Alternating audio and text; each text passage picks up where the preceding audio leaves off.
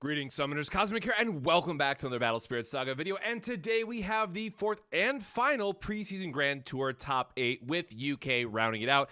And I gotta say, it has been a very interesting preseason tournament turnout because we had 6 different archetypes really come through and take these top spots. And surprise, we may or may not get the Texas results, but the undefeated list from that tournament was actually SMAG. So we actually see not only a pretty diverse top 8 archetype breakdown, but also what was winning each one of these events, which, to be fair, is a very far cry from the domination of Hydra that many people thought about what would happen for these events. Now, that said, I do think Hydra overall lands itself to the same problem as Gale did in the previous set, where it is just going to have those high roll turns, and there's very little that feels like you can do, even if Hydra has more counterplay than we did against Gale, but it still does kind of have that feel bad moment. But what I love is that Battle Spirits is finally in that spot, a lot like, Japanese Battle Spirits or some other Japanese trading card games, where you just have these very strong and powerful turns kind of hitting back and forth, and things like Deadly Balance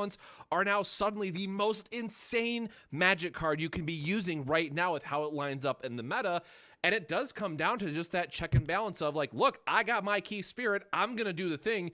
Do you have an answer? No? All right, game over. So it is a lot different of a game, which I'll acknowledge, at least from set 4 going back to set 1, where it was a lot more of just like, unit math basically. But I think as the meta rounds out and as we go into the Evangelion spoilers, which I covered in my last video, there is going to be a lot more of that counterplay that kind of evolves onto where we were from set 1 to where the game is going from set 4 and kind of forward. So personally, I'm very excited. I finally got a chance to play more of the format. I think it's great. I love it, but it's also because I accepted kind of the high power level punching game this is meant to be, and set 4 finally gets us into that spot where it's not just one deck doing it anymore. So again, huge shout out to everyone that came out to this event and played in it. We have just the top 8. Of course, I will have the link to Limitless below if you want to see all the other lists. But without further ado, let's get into it and let's talk about our champion. So yes, as I mentioned in my previous top 8 video, some of them just didn't have a top cut. So it is what it is, but this one did. And shout out to the Nexus boys. We love getting to see them put up results time and time again. But Hari from the Nexus podcast, I just put it right over that side, whichever way my camera's flipped. You can go check out their YouTube channel. They always have a great podcast and also did some versus videos recently. So if you want to see more set 4 gameplay, make sure to check it out. But we have Ira, and I think by now, especially if you saw the SMAG list, now me personally, I think the SMAG Ira, now that I got to spend more time testing with it, like I said that I would, I really do like that top end a bit more, and I think that the Ira package itself lends itself to that deck a little bit stronger. But if you are someone who wants to play, the next evolution of Star Dragon, spoiler, you're eating very good in this set. And I know a lot of people are like, oh, Ira's just okay. It's just fine, but no, it's actually a very good deck for this meta. And I think lends itself quite well to how it lines up with everything else. Now, overall, we are seeing a lot of kind of the traditional Star Dragons package with things like Andromeda. You have your Volcanic Canyon to find your combo pieces, and then Nova for a little bit of healing at the top end as well. But beyond that, we do see some interesting more tech choices like the Impaler Forest, letting you get a couple of things back. We now have the Elementals coming back, which, spoiler, getting to draw a card and mill 0 can feel really good at times, but just helping kind of curve out and get those additional, value symbols on the board, getting to draw, getting to ramp out your strategies so you can go into things like the Gray into Nova into Ira, right? So the one thing that we see here is the 2 Gray split with 2 Big Bang Energy, really allowing those combo turns to develop and how explosive you want to be. And that's kind of the thing I really got to say, like, again, other than going from just like the white aggro approach and really being like aggressive and closing out a game, which we'll see in one of those lists later, you do want to at least like cheat mana or cheat turns as much as you can to just be more efficient and make sure you're deploying more threats to the board. The one thing that really shocked me that didn't make an appearance here, though, for that exact line of thought, was actually the Dustworm, which has been very, very good at being able to go into Ira because it gives you that ascend bonus while also trying to kill something. Now, again, it can be a little counterintuitive at times because you're going to kill something with the Dustworm, which then means you draw one last card from Ira. But at that point, Ira's going to clean up the board, and this guy is, whew, woo, he is dangerous when he comes down to clear the board and swings for 2 damage. So if you are looking for just a more traditional red mid-range good stuff, huge shout out to Hari. Love to see this. And we have seen this, a couple different variations of Ira make it into the top 8. So I'm very curious to see where it goes from here. But again, huge shout out to our UK champion. Now going on from there, we do have C's list, as she's known in the Discord, with the white mid-range. And yes, I know it's like slightly between the white mid-range / tempo / control, but for at least where this lines up with the meta, it is going to be more of a mid-range style, ignoring the fact that Frost Tiger heavy armor form is in here. But at the end of the day, because it just bounces 2 threats, it does lend itself quite well into that mid-range removal, just being a double symbol threat to close out the game. Now, the one thing I will say is that we do also see Callista here with the Valkymis, so you do have a lot of bounce and kind of clear the options that way, and of course, the hills are just bouncing anything, but the one thing I'd really like to see is this is, and again, they made top 4 with it, so clearly they did well, but I would really love to see kind of the 2 separations of these archetypes, right? We have seen Frost Tiger Control do well in these preseasons events. Shocker, I was wrong. I mean, I've already admitted this in like Discord and Twitter and stuff, but I'll say it here on video as well. Shocker, I was wrong about Frost Tiger Heavy Armor form. Woo, okay, I said it, right? But the card actually does line up quite well, and that bounce effect is very, very strong at getting that disruption. And because it hits 5k just with Dustworm, it does a great job at stopping what your opponent wants to do. And this is kind of like where I was going within, like how very different set 4 feels in a good way because of things like Dustworm, because of things like heavy armor form. That I'm really excited to see what we get for set 5. Like again, just these very punchy conditional effects coming together, coming online, disrupting your opponent's board plan is what I love to see in this game and hope to see even more of it.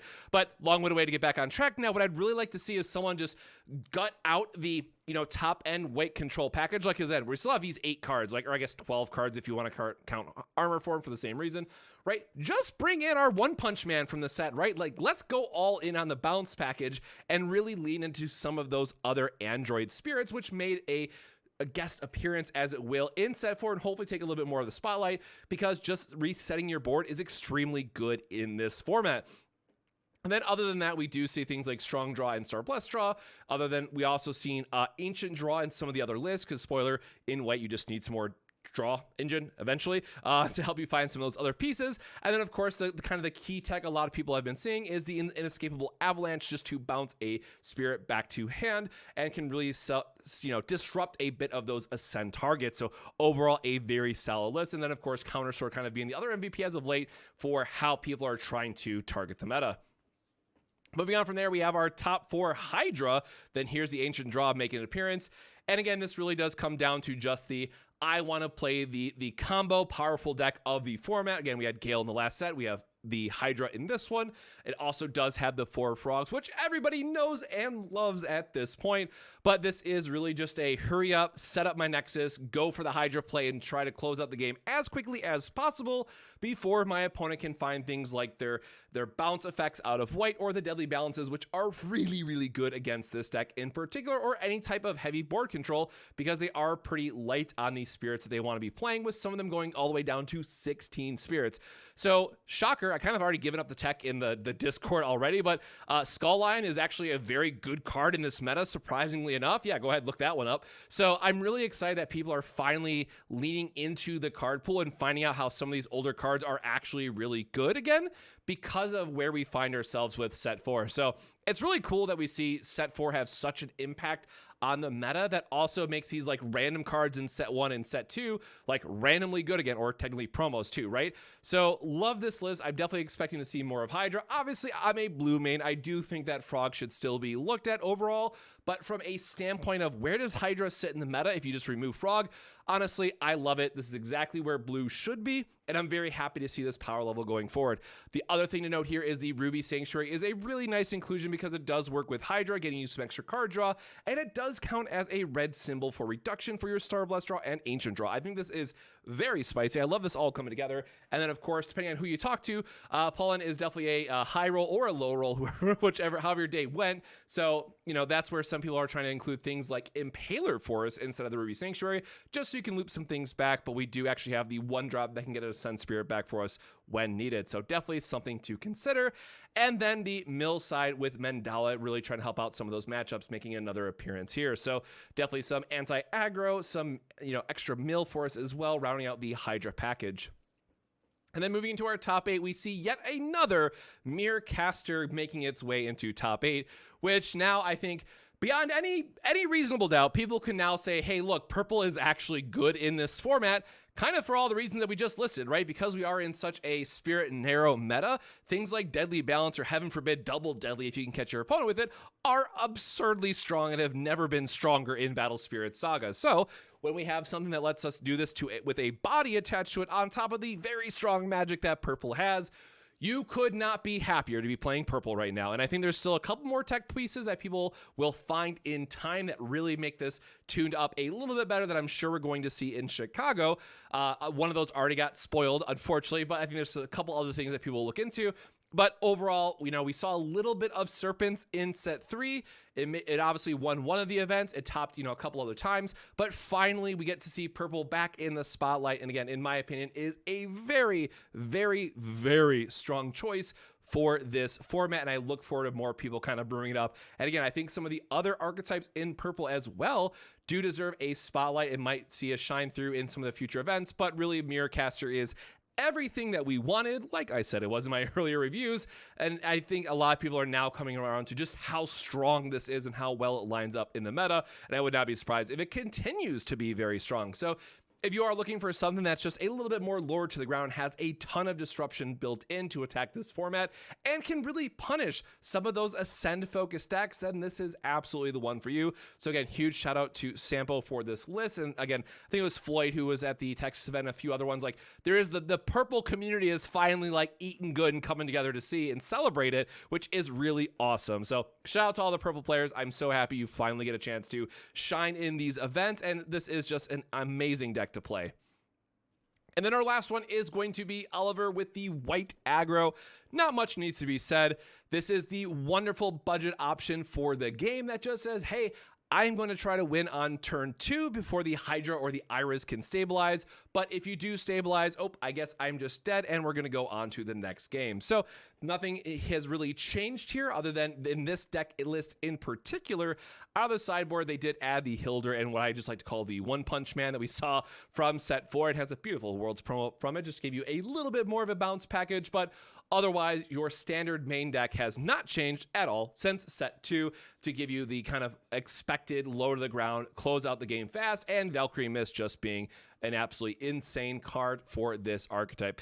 Now, again, in terms of where do I think the format overall, in terms of a player experiences versus speed, I would like to also see Valkyrie Mist get hit for the same line of just trying to knock down white aggro just a little bit to see it more shift into that tempo focus with the Hilder and Mechalosis, that's what I was trying to say, at the top end of it to really get that mid-game point to just clear out those spirits instead of this oops, all in, clear the board, turn to it and win strategy that we currently have to play today.